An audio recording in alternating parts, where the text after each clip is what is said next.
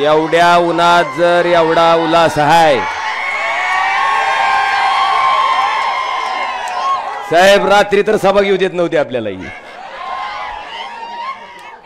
आज हे वैयक्तिक नाही घोषणा, एकच घोषणा फक्त. कोण आला रे, कोण आला, कोण आला रे, कोण आला. हा, आता जरा दम काढा.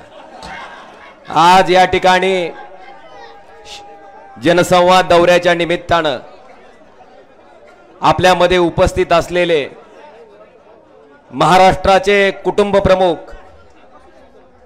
महाराष्ट्र राज्याचे मुख्यमंत्री असताना सुद्धा प्रत्येक माणसाला आपल्या कुटुंबातला सदस्य आपला कोणतरी वडीलधारी माणूस आपल्याला सांगतोय, ह्या पद्धतीची भावना प्रत्येक कुटुंबात निर्माण करणारे आदरणीय पक्षप्रमुख सन्माननीय उद्धवजी ठाकरे साहेब, या ठिकाणी मंचावर उपस्थित असलेले आणि खऱ्या अर्थानं साहेब दिल्ली पुढे शेपूट घालणाऱ्या प्रत्येक माणसानं तुमचा आदर्श घ्यावा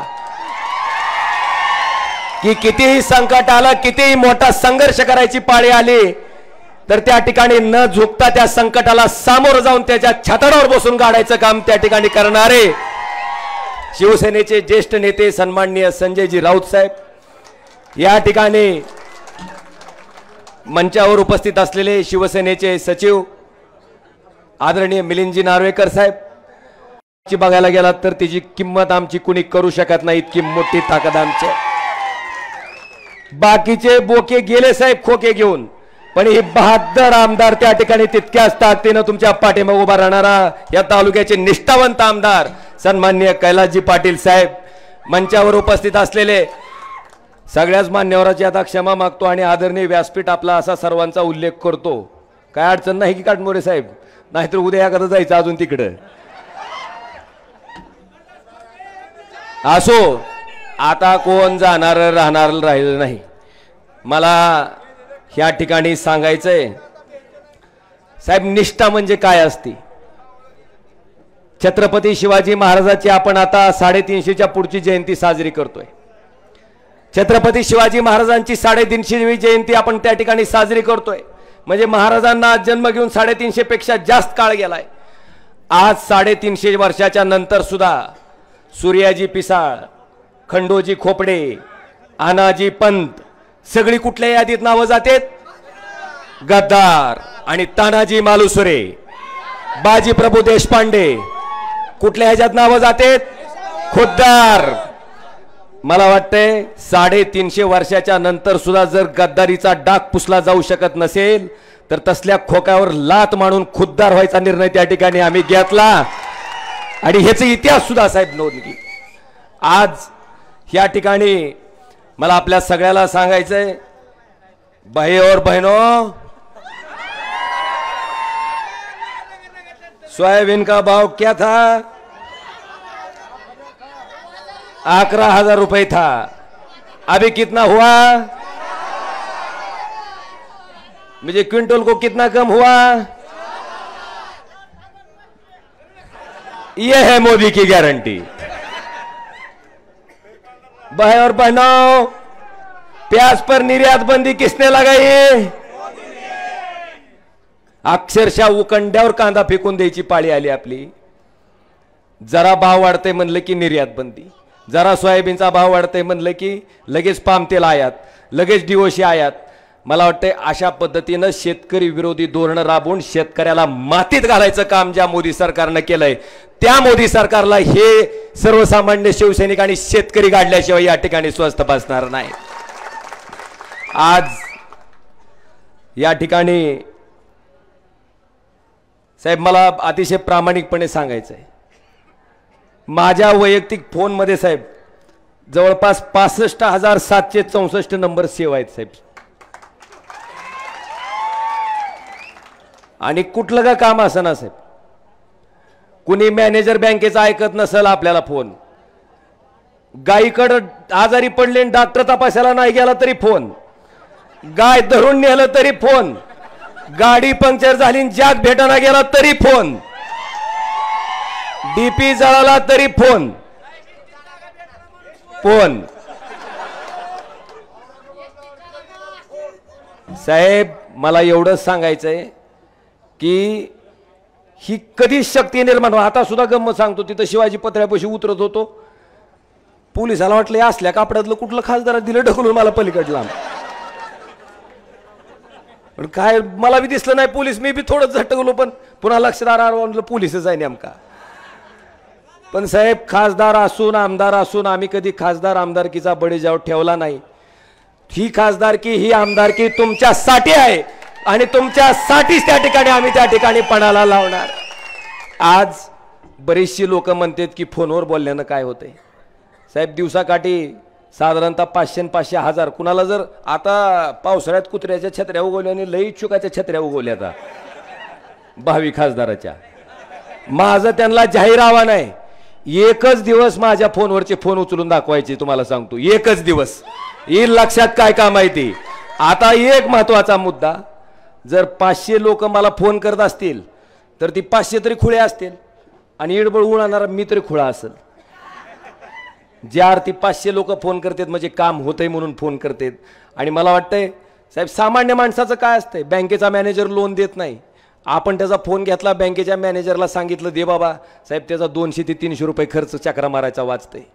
मला वाटतंय ह्या पद्धतीनं सामान्य माणसाचा कुटुंबातला सदस्य म्हणून काम करायचा मी केलेला आहे प्रयत्न. आणि निश्चितपणे तुमच्या घरातला कुटुंबाचा सदस्य म्हणून मी मतं मागितली होती आणि त्याच पद्धतीनं तुमच्या घरातला कुटुंबाचा सदस्य म्हणून 5 वर्ष अखंडपणे तुमच्यासाठी राबलोय. आज या ठिकाणी मला आपल्याला आवर्जून सांगायचंय की मराठा आरक्षणाच्या बाबतीत सुद्धा लोकसभेमध्ये मी जवळपास 7 वेळेस मागणी केली. पहिल्यांदा ज्यावेळेस सुप्रीम कोर्टात याचिका दाखल झाली त्यावेळेस आपण मागणी केली. त्याच्यानंतरच्या काळात आपण साहेब आपल्या आदेशानं आपलं खासदाराचं सगळं शिष्टमंडळ महामहिम राज्यपालांना भेटायला द्रौपदी मुर्मूंना भेटायला गेलं, त्यांना मागणी केली की लोकसभेचं अधिवेशन येतंय, आपण 50% आरक्षणाची मर्यादा त्या ठिकाणी वाढवून जर खऱ्या अर्थानं मराठा समाजाला न्याय द्यायचा आहे तर 50% मर्यादा आपण लोकसभेत त्या ठिकाणी कायदा करून वाढवावी. पण साहेब त्याला सुद्धा केराची टोपली दाखवली गेली आणि आता निवडणुकीपुरतं गाजर दाखवायचं काम हे राज्य सरकार करतंय. मला वाटतंय ते दाखवलेलं गाजर त्याच पद्धतीनं त्यांना सुद्धा तुम्ही दाखवल्याशिवाय स्वस्त बसणार नाही, ही सुद्धा मला त्या ठिकाणी खात्री आहे. आज मला तुम्हाला विचारायचंय, उस्मानाबादचं धाराशिव नाव कोणी केलं र? ए कडपोस्तूर मागच्या कोणी केलं र? साहेब धाराशिवचं शासकीय वैद्यकीय महाविद्यालय, उस्मानाबादचं धाराशिव नाव व्हावं, ज्याला हिंदुहृदय सम्राट शिवसेना प्रमुख बाळासाहेब ठाकरेंनी नेहमी धाराशिव म्हणून संबोधलं, ते राष्ट्रवादी आणि काँग्रेसला सोबत घेऊन करायचं महापराक्रमी काम जर कोणी केलं असेल तरी उद्धवजी ठाकरे साहेब आपण त्या ठिकाणी केलेलं आहे. आणि निश्चितपणे आता मला तुम्हाला सगळ्याला विचारायचंय, थांब घेतो यार, अण्णाच्या नावाशिवाय तर शिवसेना होऊ शकत नाही. साहेब नरसिंग अण्णा जाधव म्हणून या ठिकाणी जुने जिल्हा प्रमुख होते, ज्या माणसानं शिवसेनेचं रोपटं बाळासाहेबांच्या आशीर्वादाने या ठिकाणी लावलं आणि आपण बघताय साहेब त्या रोपट्याचा एवढा मोठा वटवृक्ष झालेला आपल्या सगळ्याच्या समोर या ठिकाणी दिसतोय. आणि म्हणून आपाबी आहेत र सगळी, आता सगळ्याची नावं घेऊन भाषण करू का नको, थांब की जरा, तू लय बीज कला वड्या उन्हात ताप लाव तुम्ही खरं. आता मला तुम्ही सांगा, आपल्या सगळ्या ह्याच्यामध्ये काय चाललंय सध्या? बघा साहेब कुठपर्यंत गेले बघितलं का? खुरपिणाऱ्या बाईला सुद्धा कळालंय, ईडी सीबीआयचं धाक दाखवून ज्यांनी साहेब काळी संपत्ती जमवली त्या बोक्याला ह्याची भीती दाखवून सगळं तिकडं घ्यायचं काम चालू आहे. मला वाटतंय राऊत साहेबासारखे आणि आमच्यासारखे जी इमानदार माणसं आहेत ज्याच्याकडे काळी संपत्ती बी नाही आणि त्या ईडी सीबीआयच्या धाकाच्या बापाला भेट नाहीत साहेब, आम्ही खंबीरपणे त्या ठिकाणी तुमच्या सोबत उभे आहेत. आणि बांधवानो मला तुम्हाला विचारायचंय, आता सोयाबीनचा भाव 4,500 आलाय 11,000चा, आता आपल्याला परत 11,000ला सोयाबीनचा भाव न्यायचा आहे का नाही? तर माझ्या मागं मोठ्यानं घोषणा द्यायची, घोषणा बिंबीच्या देठापासून पाहिजे. जय श्रीराम. हा झाला 11,000 रुपये. आता बेरोजगार तरुण तरी एक सुद्धा नाही, पांढरप्रिवर एक सुद्धा पोरग दिसत नाही का नाही रे. सगळ्याला लाख लाख रुपयाच्या नोकऱ्या आहेत. मोदी की गॅरंटी 2 करोड नोकऱ्या मिळाल्या का. आता नोकऱ्या मिळायचा दुसरा मंत्र आहे. कर्नाटकात दिलता बघा मोदी साहेबांना, बजरंग बली की. अरे एवढ्यानं नाही, ती शंका घेतील आपल्यावर. बजरंग बली की. हा लागल्या नोकऱ्या. अरे हिंदुत्वाचं सर्टिफिकेट बाळासाहेब ठाकरेच्या शिवसैनिकाला असल्या फुडतूस लोकांनी द्यायची गरज नाही. आम्ही हिंदू आहोत, आम्हाला सांगायची गरज नाही तुझी.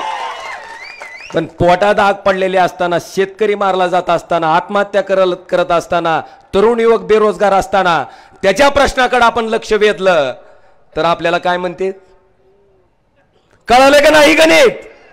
बांधवानो ह्याच्या बाबतीत आता जागरूक व्हा. विषय असंख्य आहेत, बरेचसे विषय आता ह्या ठिकाणी बोलण्यासारखे आहेत. आज आपल्या सगळ्याच्या माध्यमातून लाचारी पत्करलेली आहे. अरे किमान तुम्हाला मदत करता येत नसेल, विरोध तरी करू नका बरं. एवढं तरी भान बाळगा, एवढं तरी भान बाळगा म्हणा.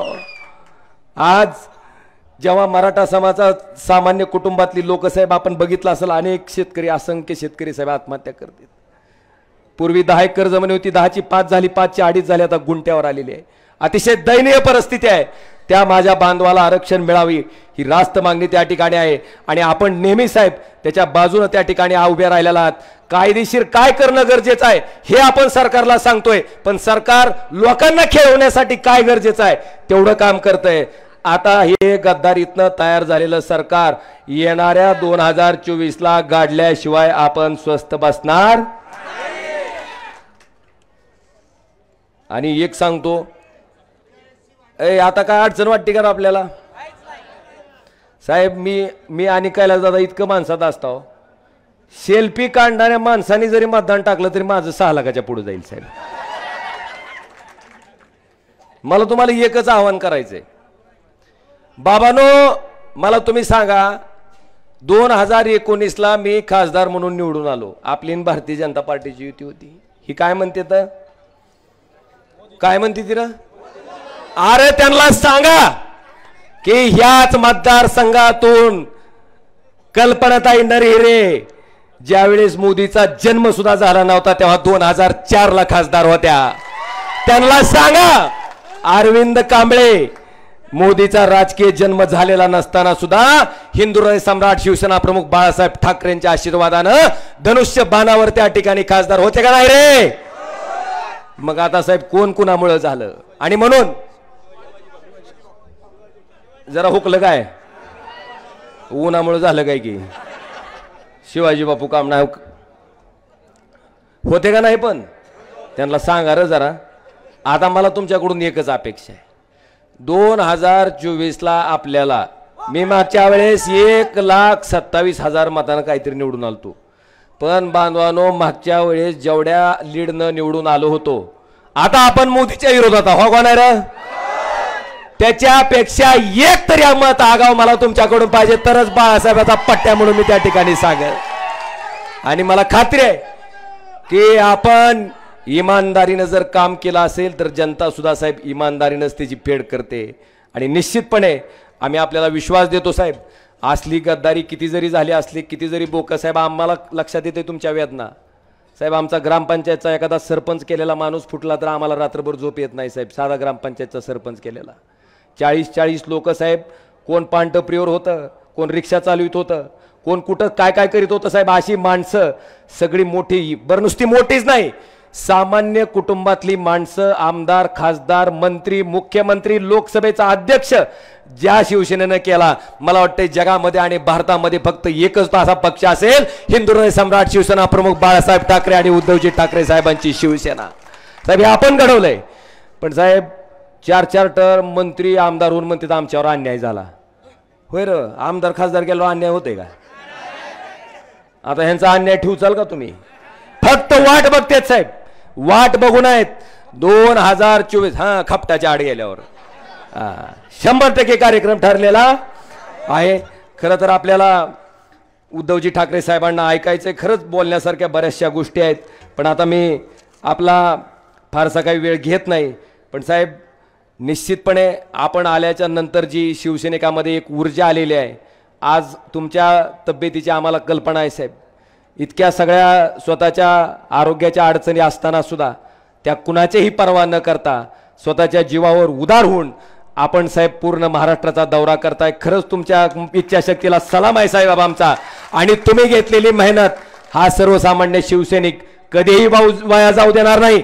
ज्यावेळेस साहेब आपण वर्षा बंगला सोडत होतात त्यावेळेस सांगतो साहेब, राजकारणाचा ज्या माता भगिनीचा काही संबंध नाही, अशा माझ्या माता भगिनीच्या सुद्धा डोळ्यात आसू होती साहेब, मन रडत होतं साहेब. आणि खात्रीनं सांगतो की त्या आसवाचा हिशोब ही जनता येणाऱ्या निवडणुकीत घेतल्याशिवाय राहणार नाही, एवढं या ठिकाणी सांगतो आणि आपल्या सगळ्यांची रजा घेतो. धन्यवाद. जय हिंद, जय महाराष्ट्र.